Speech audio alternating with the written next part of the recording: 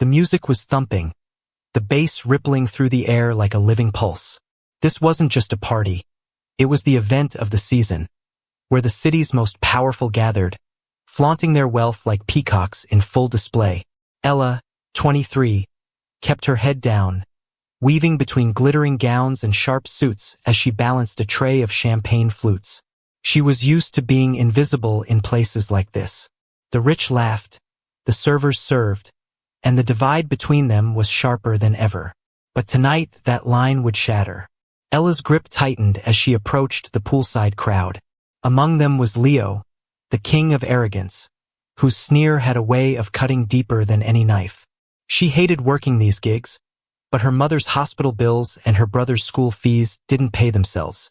As she offered the tray, Leo's voice rang out louder than the music. "Hey, everyone, who's up for a laugh?" Without warning, he shoved her. Ella's tray tilted as her feet scrambled to find balance on the slick poolside tiles.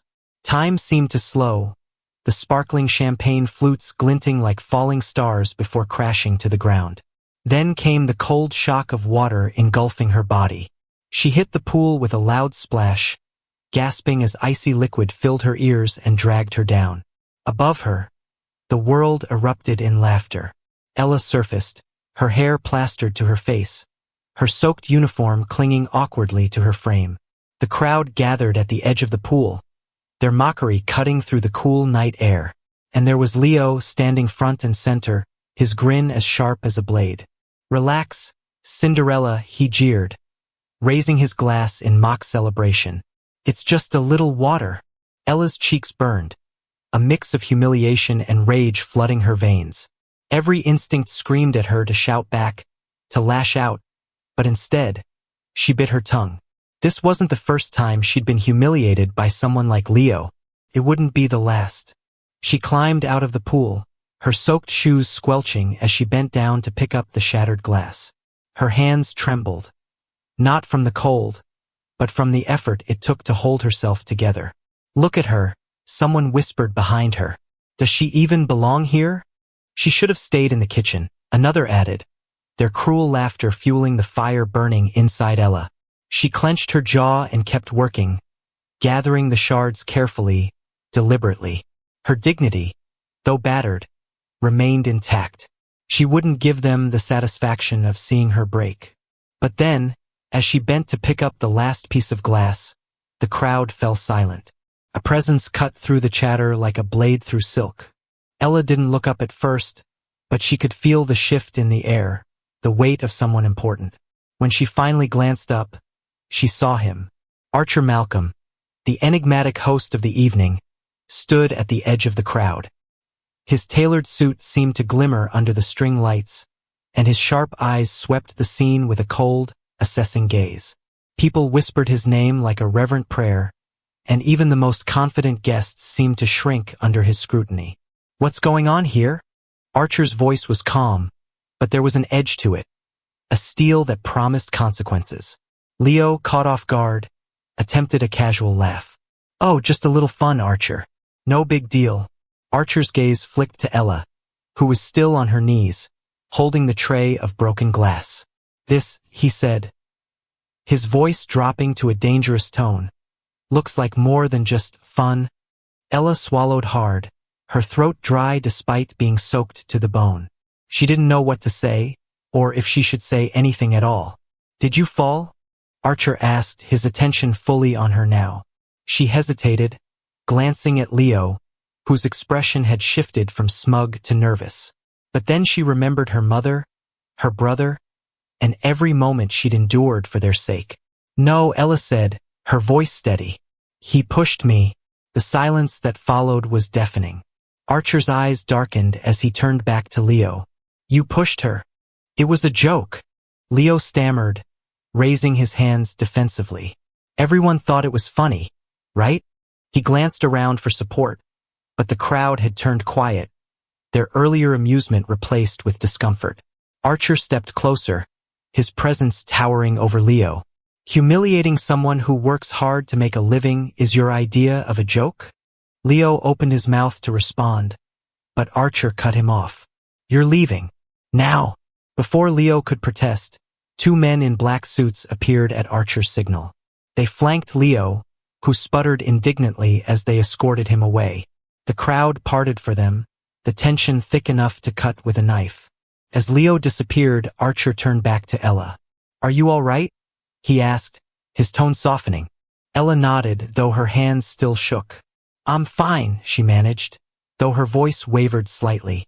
"You don't look fine," Archer said, his sharp eyes scanning her drenched figure. "Come with me." Ella hesitated. "I still have work to do." Archer raised an eyebrow. "I think you've done more than enough tonight." With that, he held out a hand. After a brief pause, Ella took it, letting him guide her away from the pool and the prying eyes of the crowd. As they stepped into the quieter halls of the mansion, Ella couldn't help but wonder. Why was he helping her? What did Archer Malcolm, a man with the world at his feet, see in someone like her? And more importantly, what did he want in return? Ella followed Archer into a private lounge tucked away from the noise of the party. The air was cooler here, quieter, as if the room itself existed in a different world from the chaos outside. Archer closed the door behind them and gestured for her to sit on a plush leather chair near the fireplace. "I don't bite," he said, his tone softer now, almost amused. Ella sat hesitantly, her soaked uniform sticking uncomfortably to her skin. She felt out of place, her wet shoes leaving faint marks on the expensive rug. Archer, however, didn't seem to notice or care. He poured a glass of amber liquid from a crystal decanter and handed it to her. She shook her head. "I don't drink." "It's apple juice," he said, a small smile tugging at the corner of his lips. Ella blinked, then accepted the glass with a quiet, "Thank you." As she sipped, Archer settled into the chair opposite her, studying her with an intensity that made her squirm. His sharp blue eyes seemed to see straight through her. "You work hard," he began, leaning forward slightly. "I can see it in the way you carry yourself. The precision, the pride, even when the world around you treats you as if you're invisible." Ella stared at him, unsure how to respond.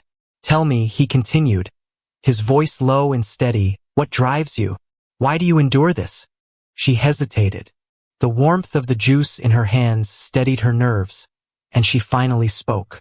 "My family," she said, her voice firm. "My mother's sick, and my brother is still in school. Someone has to keep things going, and that someone is me." Archer's expression shifted slightly, something unreadable flickering across his face. "Your resilience is remarkable. But let me ask you this. Do you think these sacrifices will lead to the life you want?" Her throat tightened. "It's not about what I want. It's about what my family needs." "And what happens when you burn out?" Archer asked, his tone sharper now.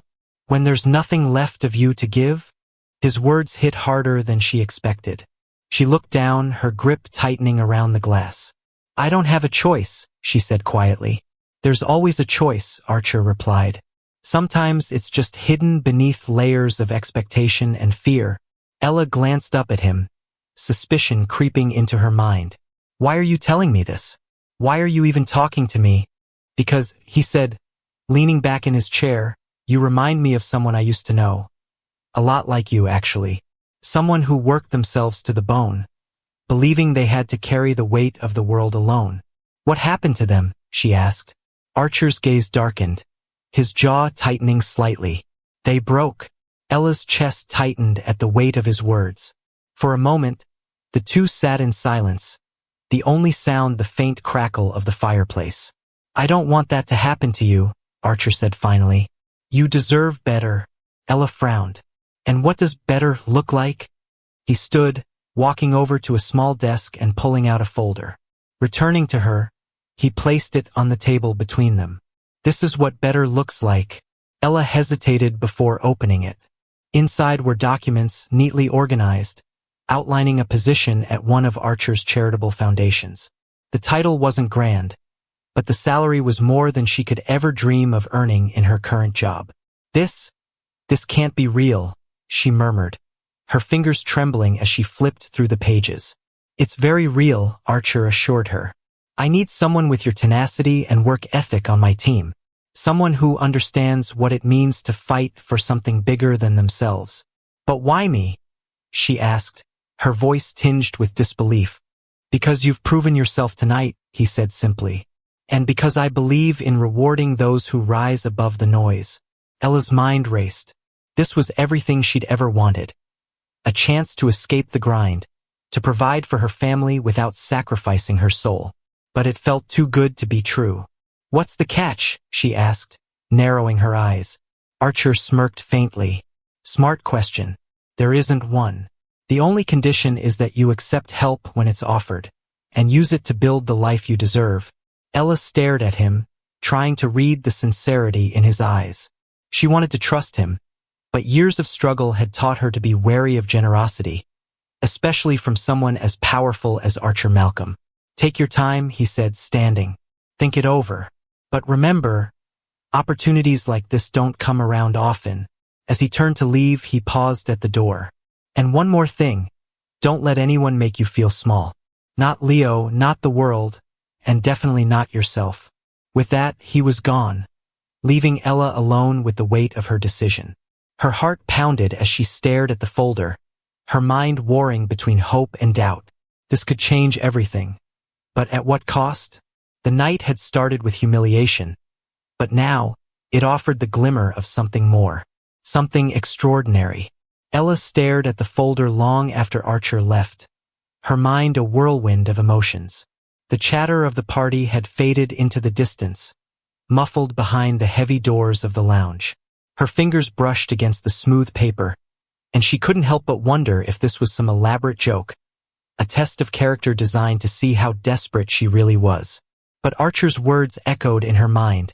Don't let anyone make you feel small. Not Leo, not the world, and definitely not yourself. She closed the folder, clutching it tightly as she stood. She didn't know if she was stepping into a trap or onto a lifeline, but there was one thing she was sure of. She wasn't going to stay in the shadows any longer. When she opened the door and stepped back into the party, the atmosphere hit her like a wave. The music was louder, the laughter forced, and the guests were doing everything they could to erase the uncomfortable memory of what had just happened.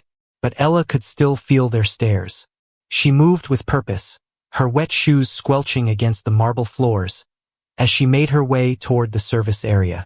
She needed to finish this job, to leave with her head high. But as she passed by the pool again, her gaze caught something, or someone. Leo. He was arguing with one of the security guards near the gate, his face red with frustration. His arrogant swagger was gone, replaced by desperation as he tried to push his way back into the party. I'm a guest, Leo barked, his voice sharp and whiny. Do you even know who I am? Ella froze, watching the scene unfold. It was almost poetic, seeing him squirm like this. For a moment, she considered walking past, leaving him to his own devices. But then, an idea crept into her mind, one that made her pulse quicken. She approached the scene, her head held high, and before the guards could stop her, she said, "Wait." The guards turned, startled by her sudden interjection. Leo did too, his expression twisting from confusion to fury when he saw her. "What are you doing here?" he sneered. "Shouldn't you be mopping floors or something?" Ella ignored him and addressed the guards instead. "This man assaulted me earlier. He pushed me into the pool while I was working. I think Mr. Malcolm would want to know if you're letting him back in." Leo's face drained of color. "What? That's ridiculous. She's lying." The guards exchanged glances, clearly uncertain. "You can check with Mr. Malcolm yourself," Ella added, her voice calm and measured. "Or you can let him back in and explain why later." The guards nodded and grabbed Leo's arms. "Sorry, sir. You're not welcome here tonight." "Wait." Leo struggled, his voice cracking with indignation. "You can't just..." But his protests were cut short as the guards escorted him out the gate. Ella watched as he disappeared into the night, his shouts fading into the distance. For the first time in what felt like forever, Ella allowed herself a small, triumphant smile.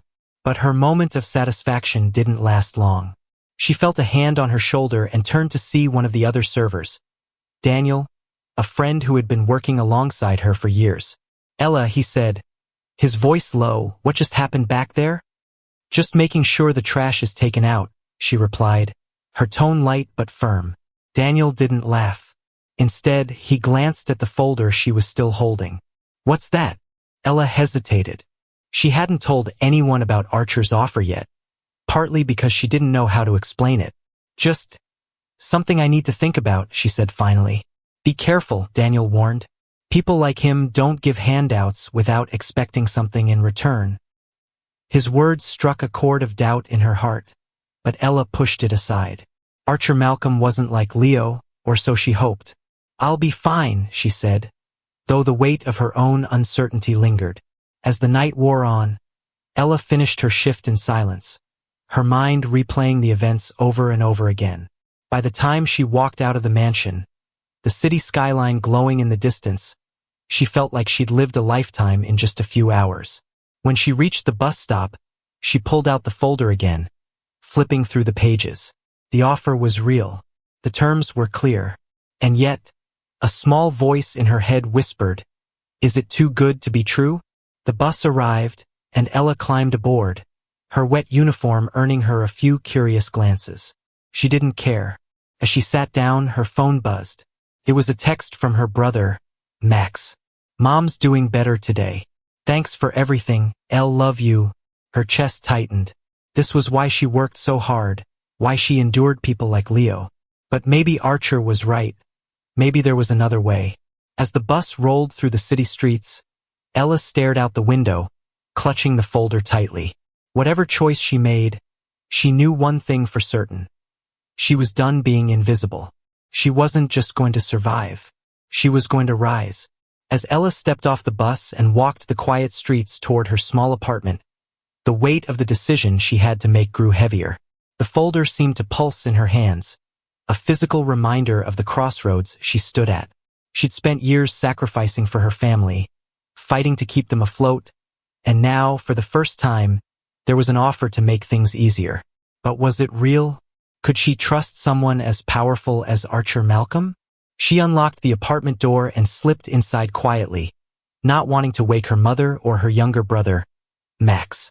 The apartment was modest, the furniture worn but clean, every corner speaking of a family that made do with what they had. Ella peeked into her mother's room. Her mother was asleep, her breathing steady for once, a sign that the new medication might be working. A wave of relief washed over Ella, but it was quickly followed by the familiar ache of worry. How long would it last? How many more bills would pile up? She turned to Max's room, finding him hunched over a desk, textbooks spread out in front of him. His head jerked up as she walked in. "You're home late," he said, rubbing his eyes. "Yeah, the party ran long," Ella replied, setting the folder down on the table. "What's that?" Max asked, eyeing the papers curiously. Ella hesitated. "It's an opportunity. Something that could change things for us." Max leaned forward, scanning the documents. His eyes widened as he read the details. "Ella, this is amazing. Are you seriously considering it?" "I don't know," she admitted, sinking into a chair. "What if it's not what it seems?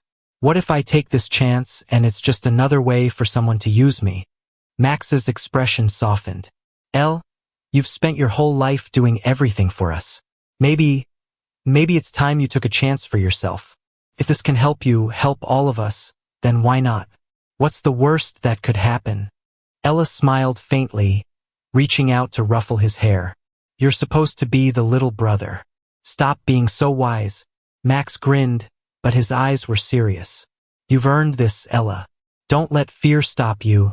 As the night stretched on, Ella sat at the kitchen table, the folder open in front of her. She weighed every detail, every potential risk and reward. By the time the first rays of sunlight crept through the window, her decision was made. 2 days later, Ella stood outside the towering glass building that housed one of Archer Malcolm's many foundations. The air was crisp, and her nerves were electric, but she reminded herself why she was here.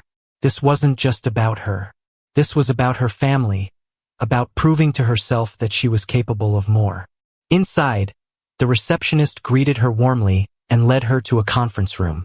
The walls were lined with photos of community projects, schools being built, hospitals receiving funding, smiling faces of people whose lives had been changed. Archer walked in moments later, his presence as commanding as ever. He smiled when he saw her. "I wasn't sure you'd come." Ella stood, meeting his gaze with confidence. "I wasn't sure either. But I'm here." Archer nodded, gesturing for her to sit. "Good. Let's get started." For the next few hours, they discussed her role. It was more than she'd imagined. Coordinating projects, working with communities, and learning the inner workings of philanthropy. It was challenging, but it was also an opportunity to make a real impact. As the meeting ended, Archer handed her a keycard. "Welcome to the team, Ella. I have a feeling you'll do great things here." Ella took the card, her heart pounding. This was it. A new chapter, a chance to rewrite her story.